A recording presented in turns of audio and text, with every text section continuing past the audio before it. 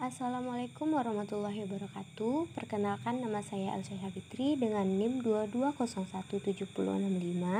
Di sini saya akan membacakan materi mengenai strukturalisme, formalisme, dan strukturalisme genetik.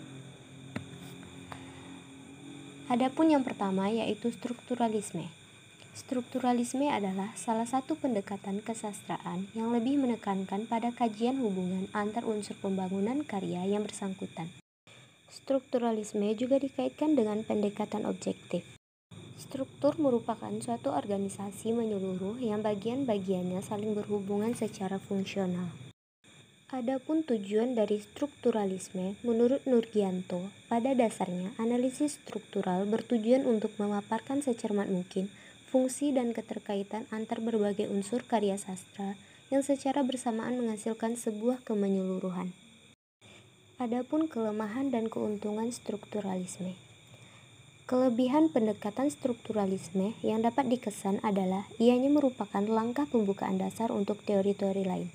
Sedangkan untuk kelemahan teori strukturalisme adalah karya sastra diasingkan dari konteks histori, yaitu dilepaskan dari sejarahnya. Teori strukturalisme, pengkajian maknanya menekankan pada karya sastra itu sendiri. Contoh analisis strukturalisme pada novel Ronggeng Duku Paruk karya Ahmad Tohari. Pada novel Ronggeng Duku Paruk karya Ahmad Tohari mengangkat tema tentang berbagai macam upacara pengangkatan seorang ronggeng di Duku Paruk dan kehidupannya yang tergoyah karena pengaruh hukum adat tempat ia tinggal. Selanjutnya yaitu formalisme. Secara etimologis, formalisme berasal dari bahasa Latin forma yang artinya bentuk atau wujud. Formalisme mengutamakan pola-pola suara dan kata-kata formal. Adapun contoh analisis formalisme pada novel Ronggeng Duku Paruk karya Ahmad Tohari. Ronggeng Duku Paruk telah menceritakan kesalahan masyarakat memandang seksualitas perempuan. Contohnya dalam dialog, bagiku tempat tidur yang menjadi tempat pelaksanaan malam buka kelambu bagi Serintil tidak lebih dari sebuah tempat pembantaian. Sesudah berlangsung malam buka kelambu, Serintil tidak suci lagi. Soal dia kehilangan keperawanannya tidak begitu terasakan. Kutipan itu adalah bentuk eksploitasi seksual terhadap Serintil. Nyai Kartareja selaku dukun Ronggeng memeras Serintil untuk memperoleh harta dari para lelaki ini adalah sebuah penindasan terhadap perempuan.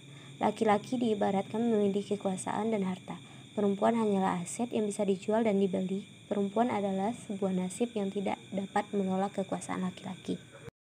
Yang terakhir, yaitu strukturalisme genetik. Strukturalisme genetik adalah sebuah pendekatan di dalam penelitian sastra yang lahir sebagai reaksi dari pendekatan strukturalisme murni, anti-historis dan kausal. Contoh analisis strukturalisme genetik pada novel Ronggeng Duku Paruk karya Ahmad Tohari. Yang pertama yaitu mengenai keraguan Rasus terhadap dongeng yang sebagian dipercayai sebagai kebenaran dan sebagian lagi sebagai legenda khas Duku Paruk.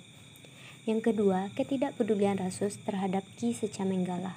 Yang ketiga, harapan Rasus agar Serintil tidak menempuh upacara buka kelambu, kemudian memutuskan untuk tidak menjadi ronggeng.